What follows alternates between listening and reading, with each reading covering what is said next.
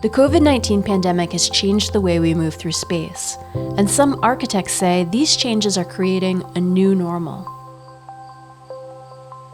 What this moment brings to us is a possibility to rethink everything.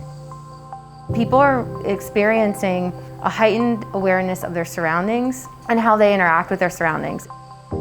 The hope would be that we never go back to pre-COVID understanding of the relationship between human health and architecture. For most people, this heightened awareness is new, but many architects have been focusing on it for a long time.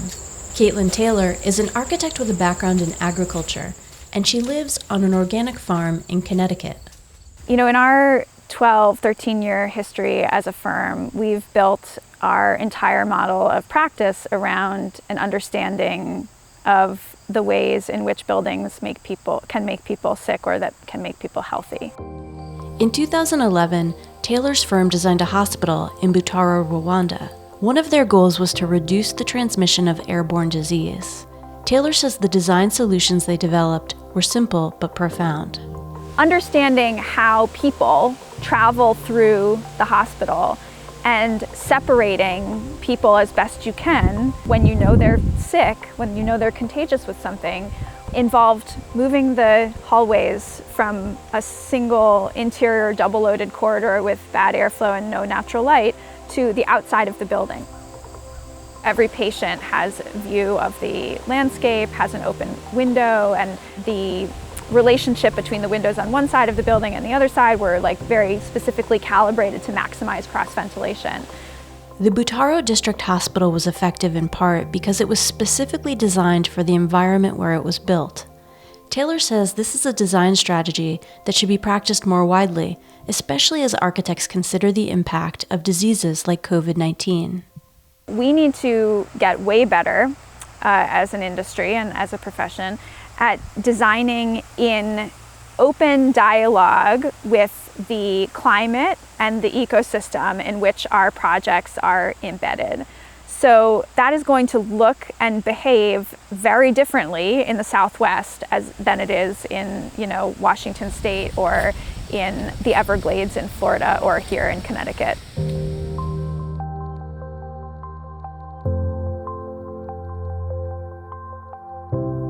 Another architect, Stephen Hole, who's currently based in upstate New York, says that one of the key lessons of the pandemic is the importance of our reliance on the natural world. Nature and humanity are codependent, and I think that this situation that we're in, like the great composer Arvo Pärt had what he said about it, it sends us all back to the first grade. And that's something which I think is a positive, because we've spent the last few decades basically wrecking the earth. I'm working on a project in Bogota for the doctorates college. It's about a 100,000 square foot building, but it's only 2 floors and it's all outside. And Bogota, of course, is that kind of good climate, but it embraces a garden courtyard, so it's really about embracing nature. It's shaping a green space and all cross ventilation, all open air. It's a perfect, let's say, example of what would be future post-COVID campus architecture. So then one adjustment we're doing is we're taking out 50% of the seats in the auditorium, spacing them, and having a simulcast projection in the portico. So people can be involved in a lecture, if a lot of people came, but they're outside. Some of the things being changed by the pandemic are how and where we work, and these might be changes that are here to stay. Working at home becomes a real focus, because people have realized they can work at home. They don't need to be in a big office building. The fact is a small house like this, which is geothermally heated and cooled, solar powered, an incredible ecological example of a little rural house, can be a workspace. Office spaces have taken many forms, and for decades, the architectural giant Gensler has been designing them for a wide range of clients, including corporations, banks, and even newsrooms like the Washington Post. Amanda Carroll says a post-COVID new normal might mean the workplace is designed to be a destination for creative collaborations rather than daily tasks. We believe that there will start to be solutions that are much more adaptable by the individual. So solutions that include walls that pivot, that eliminate the typical everyday desk, because the individual doesn't actually maybe come to work to do most of their focus work anymore. We'll find people who work 5 days a month in the office or 5 days a year in the office. What we see in the future is that more priority and more area will be dedicated to spaces for teams. Spaces for teams to come together that aren't permanent, spaces that aren't assigned.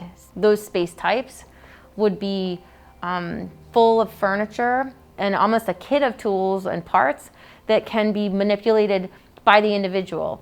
And in many cases might even be relying upon a bring your own device policy, so that you aren't even touching anything. You're simply bringing what you already have on hand because it's supplied by your employer, and you're unlocking the potential of different screens or whiteboards or cameras through an app that's on your phone.